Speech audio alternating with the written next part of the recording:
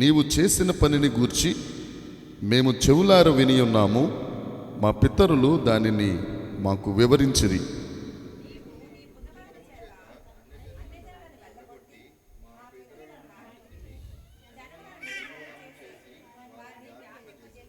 వారు తమ ఖడ్గము చేత దేశమును స్వాధీనపరుచుకొనలేదు, వారి బాహువు వారికి జయమియ్యలేదు. నీవు వారిని కటాక్షించితివి గనుక నీ దక్షిణ హస్తమే, నీ బాహువే, నీ ముఖకాంతియే వారికి విజయము కలుగజేసెను.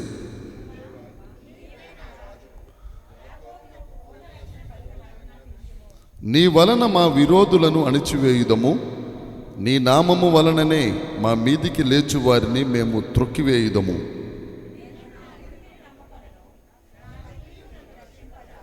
మా శత్రువుల చేతిలో నుండి మమ్మలను రక్షించువాడవు నీవే, మమ్మను ద్వేషించు వారిని సిగ్గుపరచువాడవు నీవే.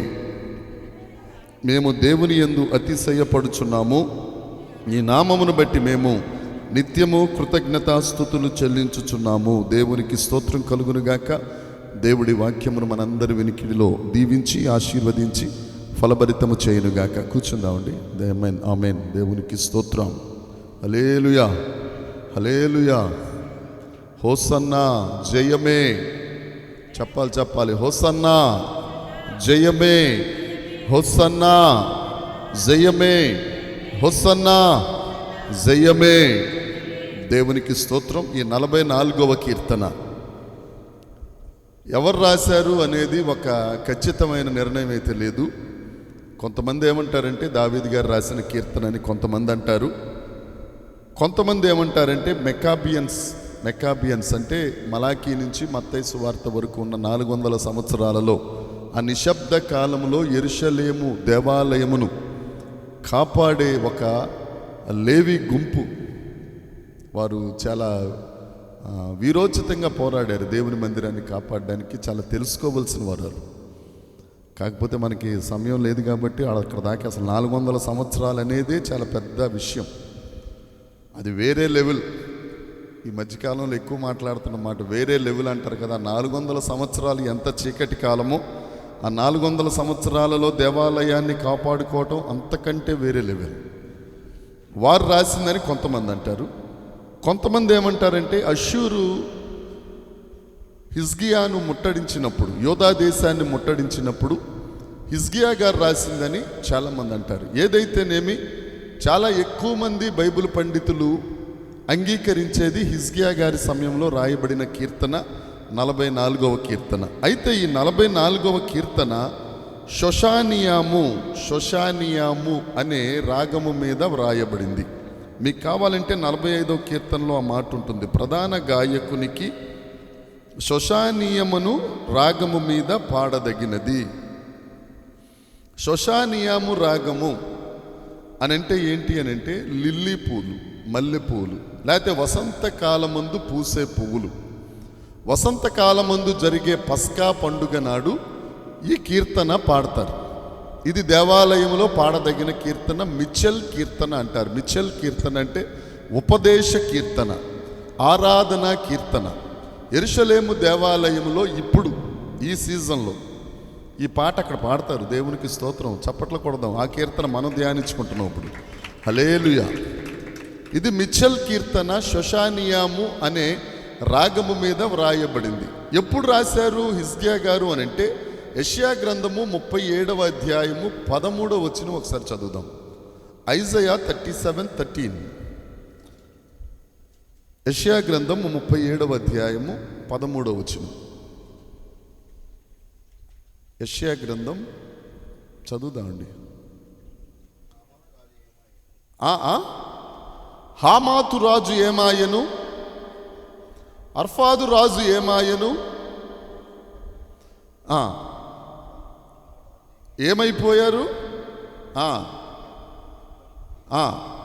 ఆ ఉత్తరమును తీసుకొని చదివి యెహోవా మందిరంలోనికి పోయి యెహోవా సన్నిధిని దానిని పరచి ప్రార్థన చేశారు. పోయిన గురువారపు దినమున రాజకుమారి చెల్లమ్మ గారింటి దగ్గర యేసుక్రీస్తు నామాలు అనే శీర్షికను మనం ధ్యానిస్తూ అందులో రెండవది మిమ్మల్ని అడగలండి. బలవంతుడైన దేవుడు అనే నామమును గురించి తెలియజేస్తూ ఆయన నీటి బలము కంటే గొప్ప బలం చూపిస్తారు, శత్రు బలము కంటే గొప్ప బలమును చూపిస్తారు, జంతు బలము కంటే గొప్ప బలమును చూపిస్తారు, నోటి బలము కంటే గొప్ప బలం. ఈ సన్హరీబు రబ్షాకే వాళ్ళు మాట్లాడుతున్న మాటలు రాజుగారి మీదే కాదు, దేవుడు 10వ వచనం చదవండి, క్లియర్గా ఉంటుంది కదా. ఇలా చెప్పండి,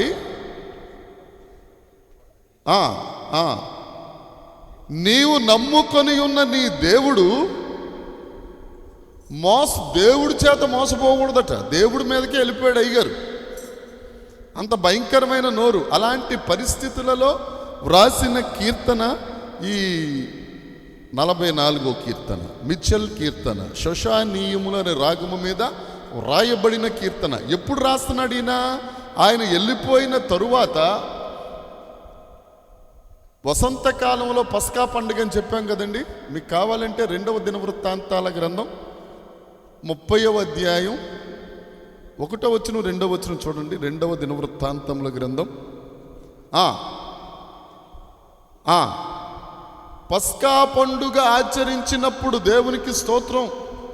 పస్కా పండుగ ఆచరించాలని ఇశ్రాయేలీలంతటా దండోరా వేశారు. ఎలా దండోరా వేశారు? ఇశ్రాయేలీలు ప్రజలారా, ఈ వసంతకాలమున మనందరం పస్కా పండుగ చేసుకోవాలి.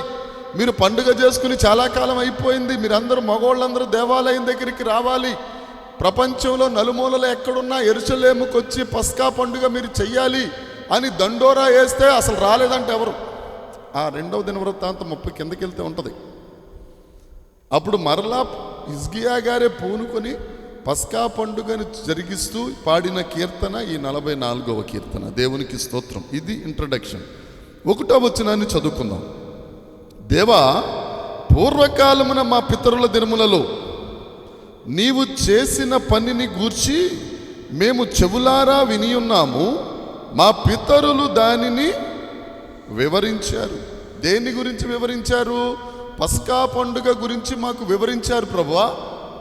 78వ కీర్తన 3వ వచనం ఒకసారి చూద్దాం. కీర్తనల గ్రంథం 78:3. 78వ కీర్తన 3వ వచనం. మాకు తెలిసిన సంగతులను ఎవరు చెప్పారండి? పితరులు చెప్పారు. ఏంటి వారికి తెలిసిన సంగతులు? ఏంటి వారు వివరించిన సంగతులు? దేవుడు ఆజ్ఞ ఇచ్చిన సంగతులు ఏమనగా నిర్గమాకాండము 12వ అధ్యాయంలో ఉంటుంది ఆ మాట. నిర్గమాకాండ గ్రంథం 12వ అధ్యాయము 26వ వచనం 27వ వచనం ఒకసారి చూద్దాం. పస్కా పండగ చేస్తున్నప్పుడు పిల్లలు వచ్చి, డాడీ డాడీ, ఏంటి డాడీ గొర్రెంటి, దీన్ని నరకడం ఏంటి, రక్తం ఏంటి, ద్వారబంధాల మీద రాయడం ఏంటి, అసలు ఏంటి కథ అని అంటే, ఇది యెహోవాకు పస్కా బలి, ఐగుప్తీల్ని హతం చేయొచ్చు, మన ఇండ్లను కాచాడు, దేవునికి స్తోత్రం కలుగునుగాక. ఈ శిలువ ధ్యానాలలో మనం నేర్చుకోవలసిన మాట ఏంటి అని అంటే, ఆ పస్కా బలి పశువైన యేసుక్రీస్తు రక్తం మనలను కాచి ఐగుప్తీలైన అన్యులను సంహార దూతకు అప్పగించిన గొప్ప అద్భుతమైన పండుగ ఇది. దేవునికి స్తోత్రం. చప్పట్లు కొడదాం ఆ దేవునికి. ఆ పండుగను పురస్కరించుకుని ఈ దినమున, ఈ మట్లాదివారం దినమున యేసుక్రీస్తు ప్రభు యెరూషలేములోనికి జయప్రవేశము చేసిన రోజు ఈ రోజు. అంటే ఎగ్జాక్ట్గా ఈ రోజునే వెళ్ళారా అంటేనంటే కొన్ని తారీఖులు అక్కడ యెరూషలేములో ఉన్న పెద్దలందరూ నిర్ణయించిన దానిని బట్టి వస్తాయి ఇవి. ఏదైతేనేమి యేసుక్రీస్తు ప్రభు సిలువ వేసిన ముందు పునరుద్ధాన దినమందు ఆయన యెరూషలేములోనికి ప్రవేశించారు.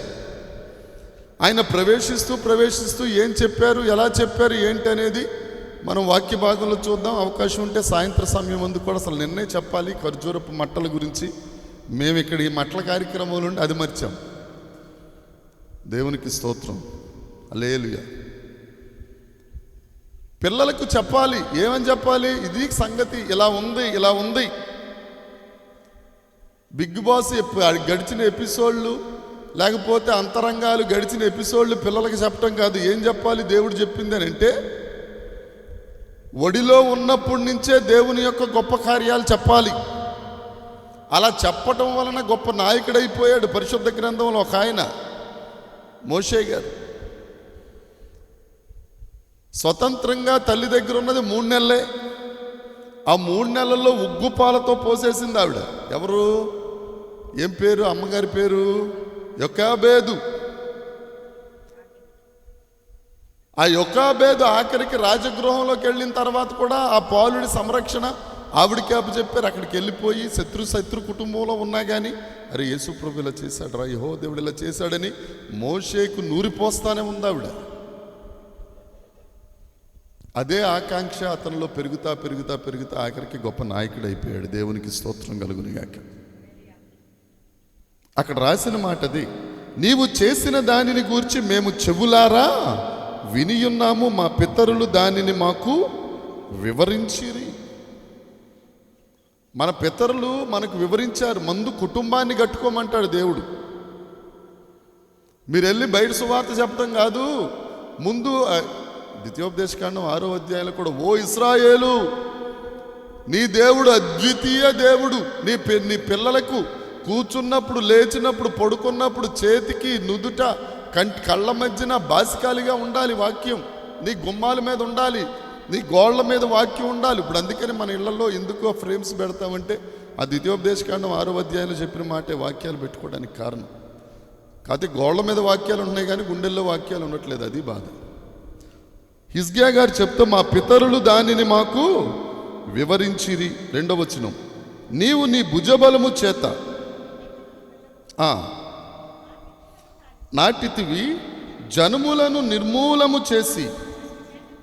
నిర్మూలము, వారికి నిర్మూలము, మనకు నిర్మలము. జాగ్రత్తగా వినండమ్మా. వారిని నిర్మూలం చేశాడు, మనల్ని నిర్మలపరిచాడు. నిర్మలపరచడం అంటే నెమ్మదిని అనుగ్రహించాడు. వారిని నిర్మూలము చేశాడు. ఒక దెబ్బకే 2 పిట్టలు అంటారు కదా.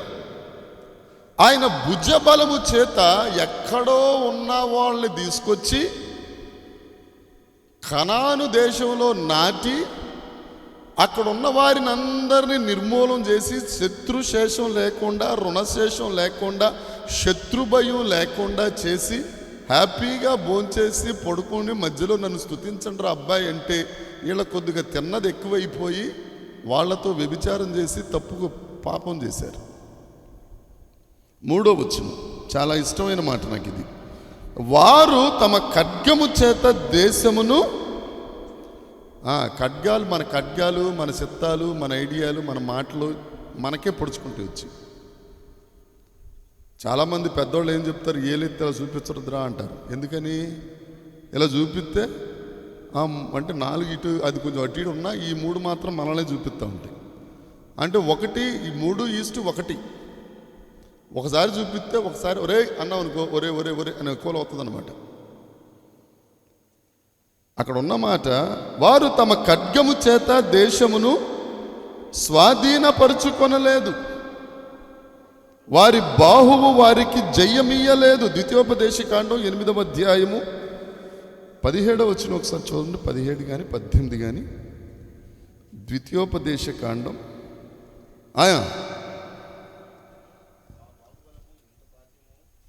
మీరు మా సామర్థ్యము, మా బాహుబలము,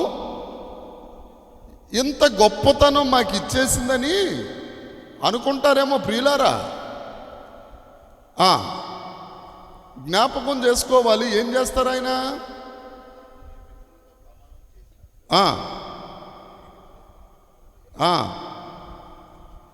దేన్ని సంపాదించుకోవడానికండి? భాగ్యము సంపాదించుకొనుటకై సామర్థ్యము కలుగజేయువాడు యేసే. దేవునికి స్తోత్రం.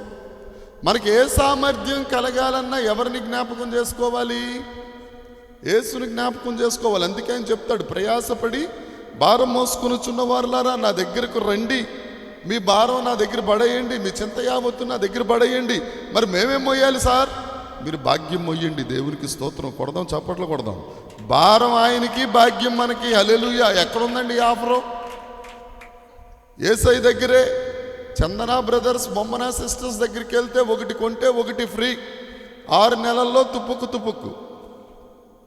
అది ప్రాజెక్ట్ ఆడది. కానీ దేవునిది ప్రయాసపడి భారం మోసుకొనుచున్న వారులారా నా దగ్గరికి వస్తే ఏం చేస్తాడంటే ఆయన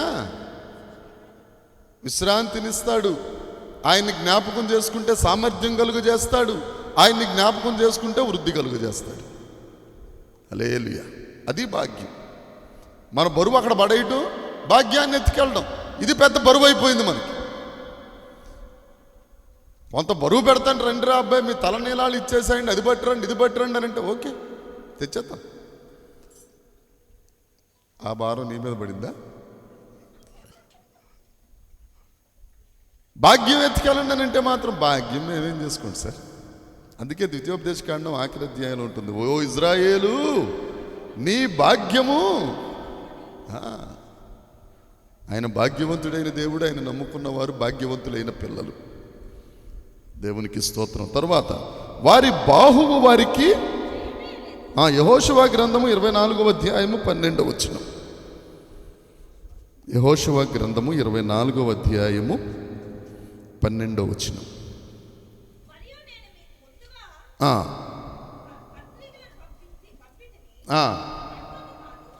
ఏంటంట? మన ఖడ్గాలు కాదండి, ఆయన ఏం పంపించాడంట? కందిరీగలు. ఇప్పుడు అంటే యేసుక్రీస్తు సైన్యం, దేవుని సైన్యం ఎవరట? కందిరీగలు. నువ్వు జాగ్రత్తగా మంచి కత్తితోడు చేపించుకుని కత్తి ఉంది రండిరా అని అన్నావు అనుకో, నీ కత్తి నిన్ను రక్షించలేదు. కత్తి పట్టుకొనివాడు పోతాడు. కొంతమంది నోట కత్తి వంటి మాటలు కలవు. వాళ్ళు కత్తులు పట్టుకోకర్లా, మాట్లాడితే చాలు పొడిసేయచ్చు. అందుకే ప్రేమికులు ఏమంటారంటే అద్దం పగిలినా పర్లేదు కానీ హృదయం పగలకూడదట బాబోయ్. అది లోక సామెత. మన యేసుక్రీస్తు దగ్గర వాస్తవం ఏంటంటే గుండె చెదిరిన వారిని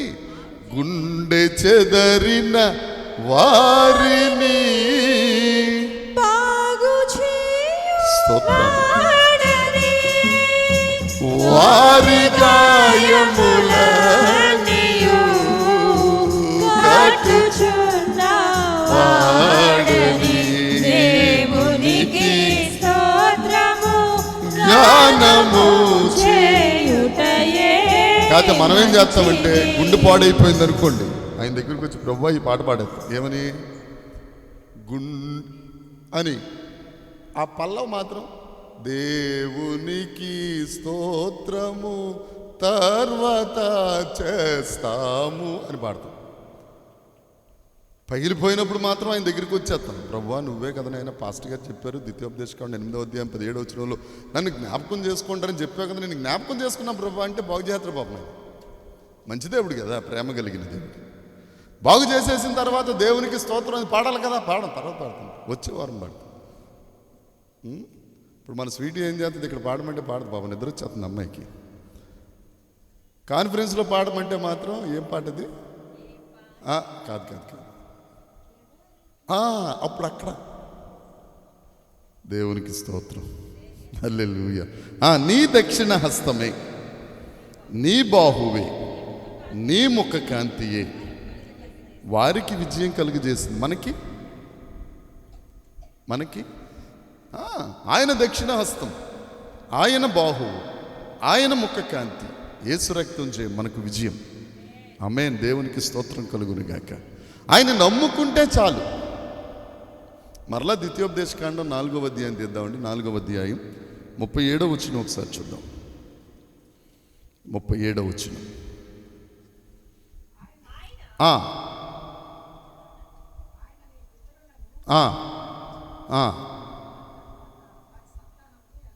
ఏర్పరచుకొనెను. ఎంత చూడండి, ఎలాగా? ఖడ్గం కాదు, భుజబలము కాదు, ఆయన దక్షిణ హస్తం, ఆయన బాహువు, ఆయన ముఖకాంతి.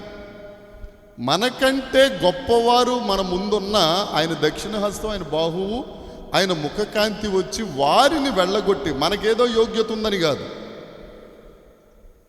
మనం ఆయన నమ్ముకున్నామని కూడా కాదు, ఆయన రక్తం ఇచ్చి మనల్ని కొనుక్కున్నాడని కృపచేత, ఆయన నామ మహిమార్థం. ఒకవేళ మళ్ళీ మనం ఓడిపోయామనుకో, పెద్ద పెద్ద మాటలు చెప్తున్నాడు రా సురేష్ పాస్టర్ ఓడిపోయాడు రా అని చుట్టుపక్కల వాళ్ళు అందరూ అనుకుంటే దేవునికి అవమానం. కాబట్టి అర్థమవుతుందండి, మన నీతి ఆయన దృష్టికి మురికి గుడ్డ అంటే అది కాదు ఒకసారి చెప్పాను నేను. అది తీసుకుని మెడలో వేసుకుని ఊరేగుతామా? ఒకవాడు ఊరేగినోడిని ఎవడన్నా చూసాను, భయంకరం, అది మనకే అసహ్యం. ఆయన దృష్టికి అలా ఉందట. ఇక మరి దేన్ని బట్టి?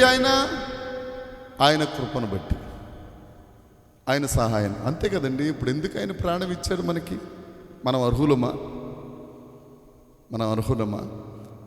అర్హత లేని మనకు ఘనతనిచ్చిన రారాజు, దేవునికి స్తోత్రం. ఈరోజు వాక్యం, దేవునికి మహిమ కలుగును గాక. ఎంతమంది తమ్మునేలు చూశారు నాకు తెలియదు. గాడిదకు ఘనతనిచ్చిన రారాజు మన దేవుడు. ఆయన ఇచ్చాడు మనకి ఘనత, అంతే. దేవునికి స్తోత్రం. అందుకని తెల్లసొక్క వేసుకున్నాం. లేదంటే ఏదేదో అయిపోవాల్సింది, మైలు గుడ్డ కప్పుకుని తిరగాల. మనకి కంపు, పక్కనోడికి కంపు. ఆయన దక్షిణ హస్తం, ఆయన బాహువు, ఆయన ముఖ కాంతి వారికి చెప్పాలి విజయము కలుగజేసెను. ఇప్పుడు మనం విజయశీలులం. మనకి విజయం ఇచ్చాడు కాబట్టి ఏం చెప్పాలి? 4వ వచనం, దేవా. చెప్దామండి, అందరం చెప్దాం ఒకసారి, అందరం చెప్దాం, తలల పైకెత్తుదాం, చెప్దాం. దేవా, నీవే నా రాజువు. మీరు అలా చెప్తున్నారంటే చెప్పపోతే తిడతాడు అన్నట్టు చెప్తున్నా. అలా కదా, ప్రేమతో. ఒకవేళ విద్యానాథే ఐ లవ్ యూ మయూరి అని అన్నాడు అనుకో, విద్య నువ్వే నా రాజువు చెప్పాలి. అలా చెప్పాలి. చెప్పండి. నువ్వెందుకు చెప్పగలిగా? మరలా దేవా నీవే అని చెప్పి ఏమన్నారట? యాకోబుకు పూర్ణ రక్షణ కనుగా దేవునికి స్తోత్రము. యాకోబు అంటే మోసగాడు, పూర్ణ రక్షణ కలుగజేస్తే ఇశ్రాయేలు దేవుని నమ్ముకుంటే యెషూరును. దేవునికి స్తోత్రం. బలవంతుడిగా యాకోబుకు పూర్ణ రక్షణ కలుగ చేయుము, కలుగనాజ్ఞాపించుము. 5వ వచనం, కలుగనాజ్ఞాపించాడు ఆయన. అప్పుడు ఏం జరుగుతుందట? నీ వలన మా విరోధులను అణిచివేస్తామా? వేశామా? వేసుకుంటూ వెళ్ళిపోవడం, అంతే. దేవునికి స్తోత్రం. రోమాపత్రిక 16:20, సమాధానకర్తయగు దేవుడు సాతానును మన పాదముల కింద శీఘ్రముగా చితక త్రొక్కుతానే ఉంటాం. ఎప్పటి వరకు? పరలోకంలో అడుగుపెట్టేదాకా. అక్కడ అడుగుపెట్టేదాకా ఈ కాలు ఎవరి మీద ఉంటుంది? తల మీద ఉంటుంది. తొక్కుతానే ఉంటాం. పాపం బాధపడుతున్నాడంటే జాలిపడ్డావు అనుకో, తిరగేసి కాటేసేద్దాడు. ఎందుకంటే ఆయన కాటురాజు కాబట్టి. దేవుడు తీసుకొచ్చి తొక్కండి రాబ్బా అంటే మేము తొక్క సార్. పాపం ఎందుకు సార్? నిన్ను వల్లే నీ పొరుగు వారిని ప్రేమించమన్నావు కదా. దేవా ప్రేమించేస్తాను, ప్రేమించు. డైరెక్టర్గా తీసుకెళ్ళిపోతాడు కాటికి. టోల్ గేట్ కూడా ఉండదు. సమాధి చేసేసి అప్పట్లో కొడతాడు ఆయన. ఏమండి, ఏముంటుంది ఇక్కడ?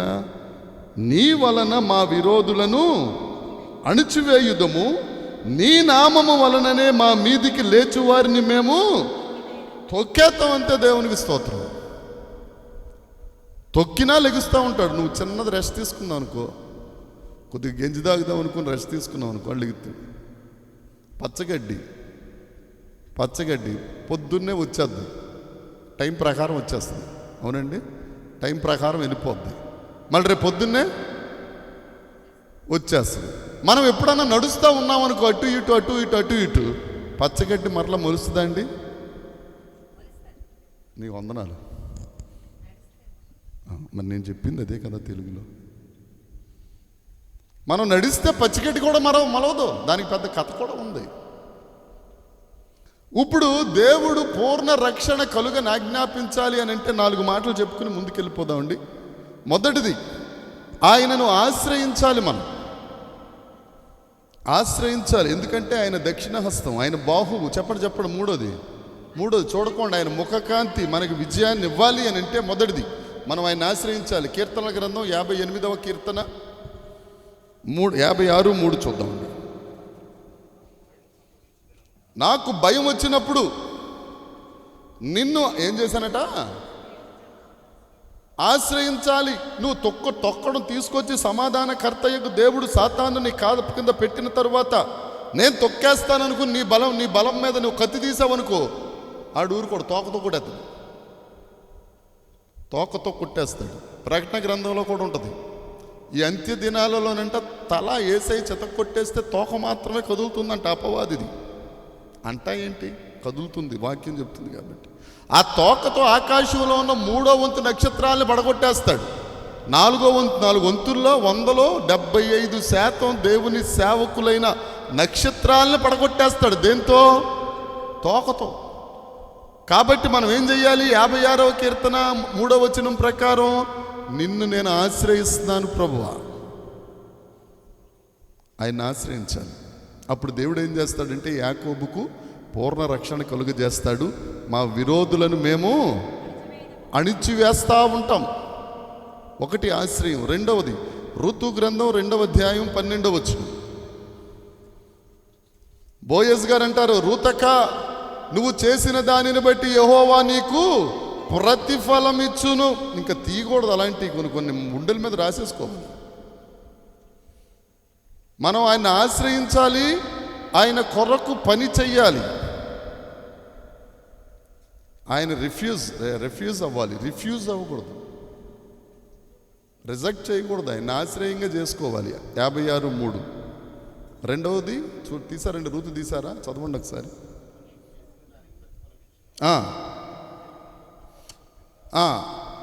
నువ్వు సురక్షితంగా నువ్వు ఎప్పుడైతే ఆశ్రయిస్తావో ఆయన మీద ఆనుకునేటట్టుగా చేస్తాడు. అర్థమైతే చప్పట్లు కొడదామండి. నువ్వు వెళ్ళి ఆశ్రయంగా ఉన్నావనుకో. అందుకే 91వ కీర్తన, మహోన్నతుని చాటున నివసించువాడు సర్వశక్తిని నీడనా.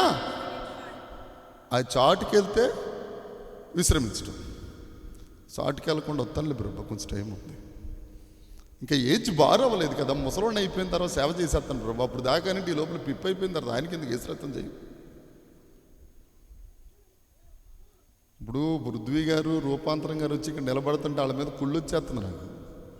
ఎందుకని?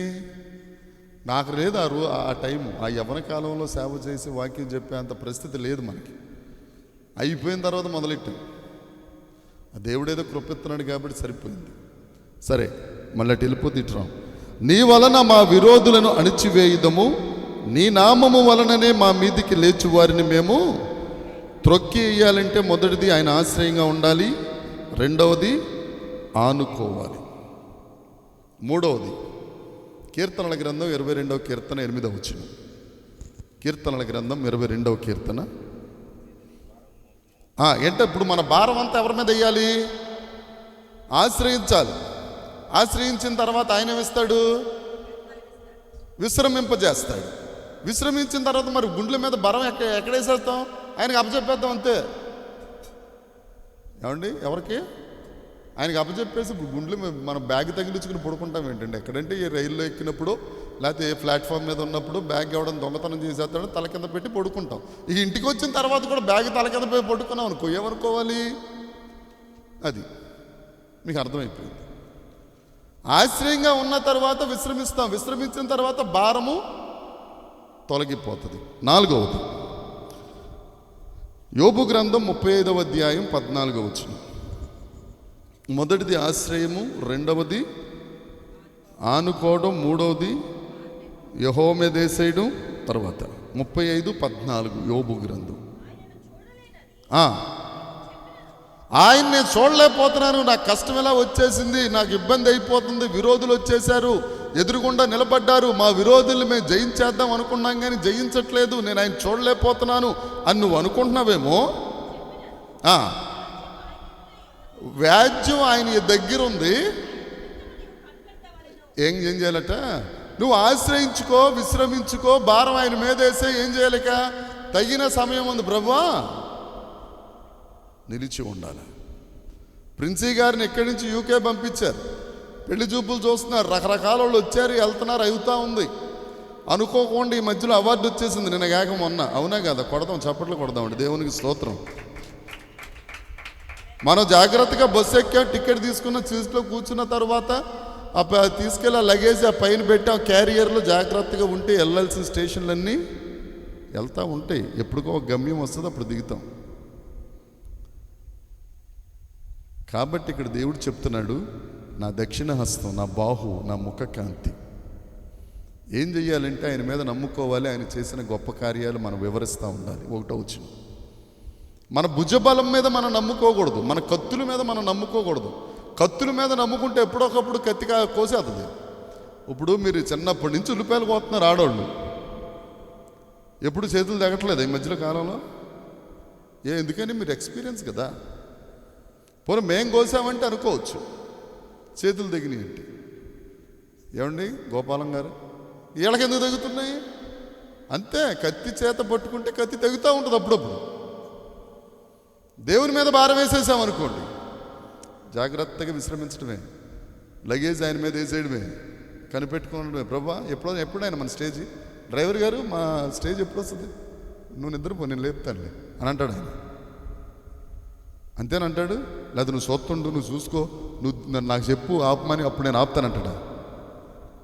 వెంటనే రివ్యూ రాసేస్తాం. వేస్ట్ ఈ ట్రావెల్స్ ఓ రివ్యూ.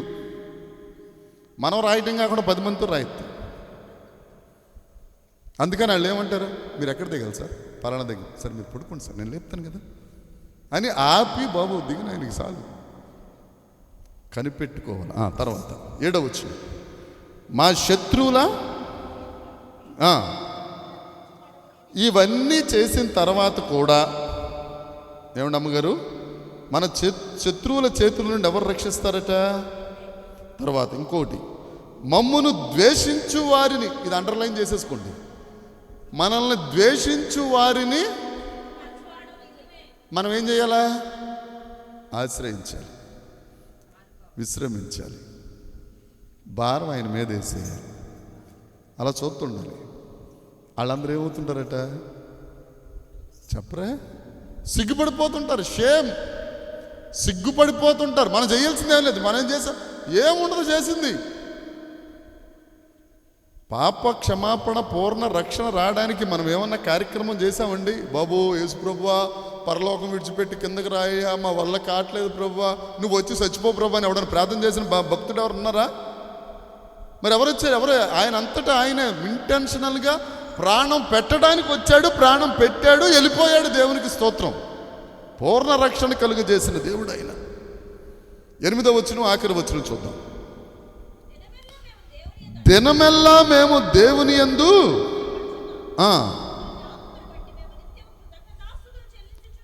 ఇంగ్లీష్ బైబిల్ ఉందా అండి? ఇంగ్లీష్ బైబిల్ ఒకసారి 8వ వచనం 44వ కీర్తన ఇప్పుడు తీస్తున్నామమ్మా. దేవుని స్తోత్రం. 8వ వచనం ఒకసారి చదవండి అమ్మా ఇంగ్లీష్లో. In God we boost. తాగే బూస్ట్ కదండి, బూస్ట్ బైబిల్లో కూడా ఉంది. మన బూస్ట్, నువ్వు నవ్వకు, బూస్ట్ బైబిల్లో ఉంది, తాగేద్దామని కాదు. రాజకుమారి చెల్లమ్మ 54వ కీర్తన 58వ కీర్తన ధ్యానించారు. మీరు చెప్పకండి, మీరు చెప్తారు. రాజకుమారి చెల్లమ్మ కీర్తన ధ్యానించారు కదా 54. ఇంకా ఇంకా ఇంకా ఇంకా ఇంకా 54 58. చూసారా ఎంత భక్తులు? అబ్బో, లేట్గా వచ్చిన లేటెస్ట్గా చెప్పావక్క, నీకు వందనాలు. 54వ కీర్తన చెప్తా అమెరికా వాళ్ళు ఉన్న కరెన్సీ మీద రాసిన ఒక అక్కడ దాని మీద రాసిన దాన్ని ఏమంటారండి ఇంగ్లీష్లో? ఏమంటారు? Quotation. In God we trust. ఇప్పటికీ అదే ఉంటుంది, ఇన్ గాడ్ వి ట్రస్ట్. అంత ధనవంతమైన దేశం అవ్వడానికి కారణం ఆ మాట. నీకేం తెలుసా? ఎక్కడ రాసిందేంటి? In God. చదువు. In God we boost. మన దేవుడిలో మనకేమిస్తాడు దేవుడు? బలం ఇస్తాడు. తెలుగులో ఉన్న ప్రకారం అతిశయింప చేస్తాడు. దేవునికి స్తోత్రం. ఇప్పుడు పై వచనంలోనేమో వాళ్ళు సిగ్గుపడతారు, మనకేమో బూస్ట్. వాళ్ళు ధోని 6 కొట్టాడు అనుకోండి, వెంటనే టీవీ యాక్ చూడటం, ఫోటో తీయటం, స్టేటస్ పెట్టేయడం. ఏమొచ్చింది? వాళ్ళకి తెలియదు, వాళ్ళ దాకా వెళ్తుందా ఇది? ధోని దాకా వెళ్తుందా నేను పెట్టి స్టేటస్ పెడితే? కనీసం వాడి ఊరి దాకా కూడా వెళ్దు. ఎవరు చూస్తారు?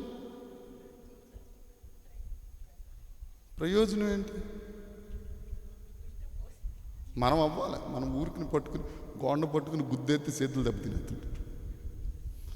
అందుకే దేవుడు చెప్తాడు, వాళ్ళు సిగ్గుపడుతుంటేనట in God.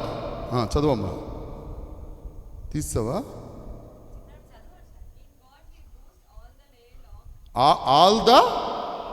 All the day, రోజంతా వాళ్ళు సిగ్గుపడతా ఉంటారు. చప్పట్లు కొట్టరే, రోజంతా వాళ్ళు సిగ్గుపడుతుంటారు. రోజంతా మనం హల్లెలూయా స్తుతి మహిమ ఎల్లప్పుడు దేవునికి చెదము, హల్లెలూయా స్తుతి మహిమ ఎల్లప్పుడు దేవునికి చెదము,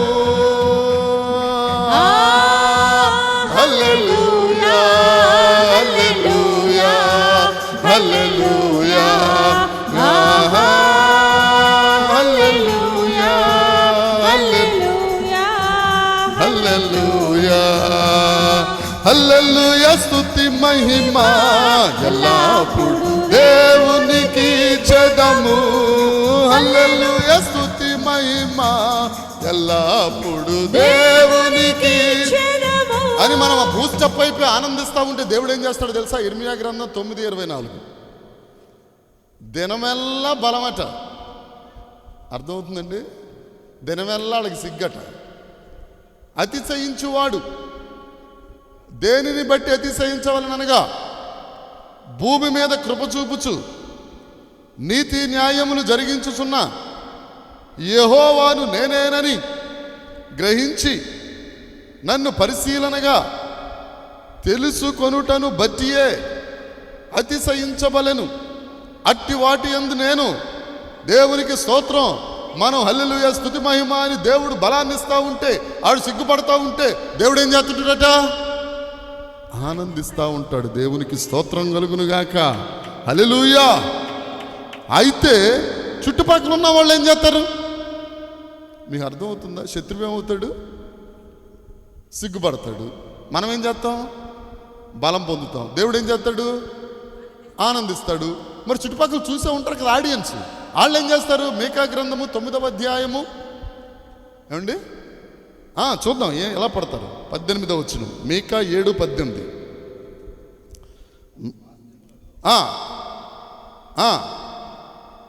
దోషాల్ని పరిహరించి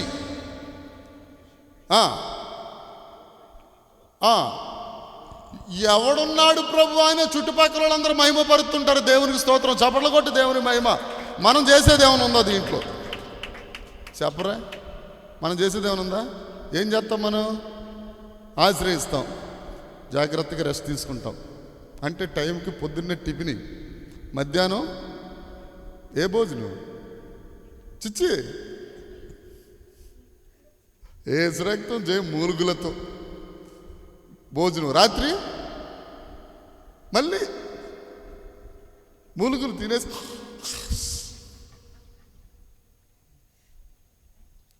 అనుకుంటాం.